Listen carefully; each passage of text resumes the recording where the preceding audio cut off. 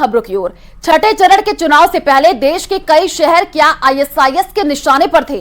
अहमदाबाद में गिरफ्तार आईएसआईएस के 4 आतंकियों ने खुलासा किया है कि वो 38 बार भारत आ चुके हैं और कई शहरों की रेकी भी की थी। इन आतंकियों को पाकिस्तान में बैठे हैंडलर ने सुसाइड बॉम्बिंग का ऑर्डर दिया था। इसी पर देखिए एक खास रिपोर्ट।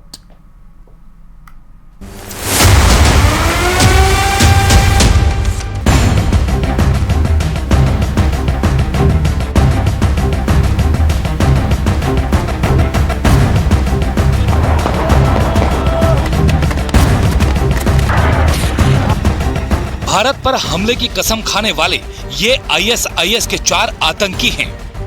भारत के जमीन पर कदम रखने से पहले आईएसआईएस के चारों आतंकियों ने कसम खाई थी कि वो भारत में आत्मघाती हमले करेंगे।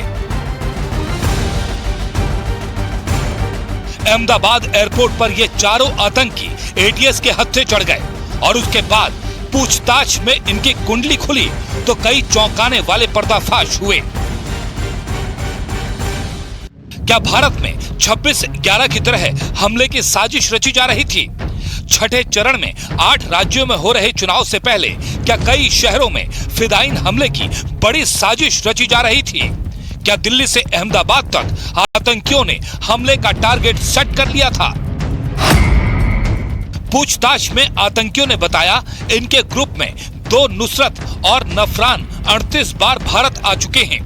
दोनों ने भारत में कई शहरों में जाकर रेकी की और टारगेट तय किए। पाकिस्तान में रहने वाला आईएसआईएस आतंकी अबू इनका हैंडलर था। चारों आतंकियों ने अबू को अपना आमिर यानी गुरु मान लिया था और कसम भी खाई थी। अबू ने ही आतंकियों को सुसाइड बॉम्बिंग के आदेश दिए थे। फिदायीन हमले की ट्रेनिंग इसी साल फरवरी में शुरू हुई।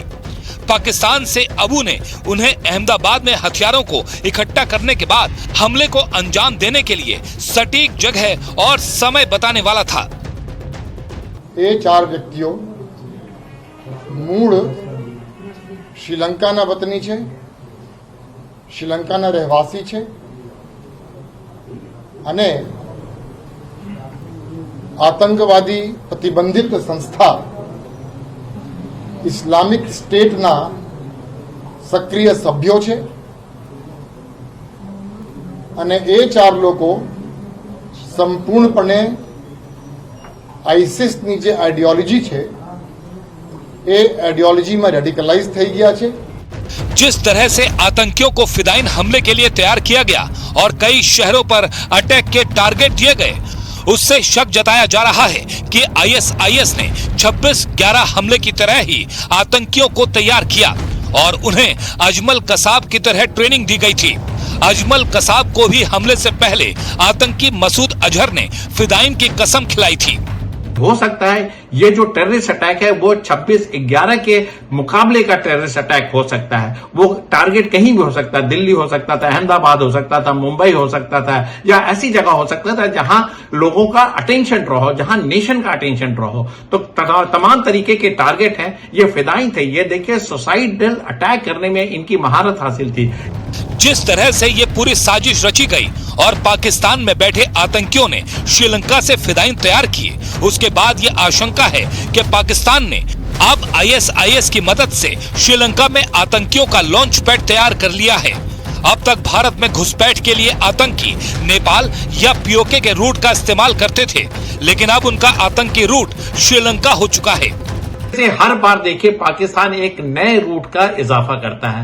अब हम बिल्कुल सरप्राइज नहीं होंगे अगर हम आगे आने वाले दिनों में देखें कि हो सकता है म्यांमार के थ्रू, हो सकता है सी रूट के थ्रू, हो सकता है मालदीव से वो लक्षद्वीप आए और लक्षद्वीप से फिर हिंदुस्तान आए, या ऐसी जगह आए अंडमान निकोबार आए और फिर वहां से बाई एयर कलकत्ता या चेन्नई आए। तो तमाम रास्ते जो हैं जहां से भी हिंदुस्तान आया जा सकता है, चाहे वो डायरेक्ट मीन्स द्वारा या इनडायरेक्ट मीन्स द्वारा, इन सारे रूट का इस्तेमाल टेररिस्ट ऑर्गेनाइजेशन करता है। इन आतंकियों के मोबाइल फोन से इनक्रिप्टेड चैट भी बरामद की गई। आतंकियों ने कई शहरों की रेकी की और कौन से शहर इनके टारगेट पर थे, जल्द ही इसका भी पर्दाफाश हो जाएगा।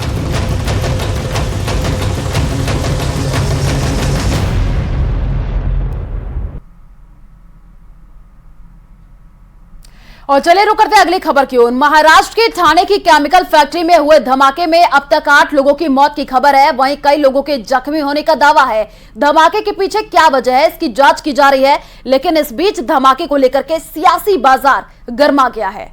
देखिए रिपोर्ट।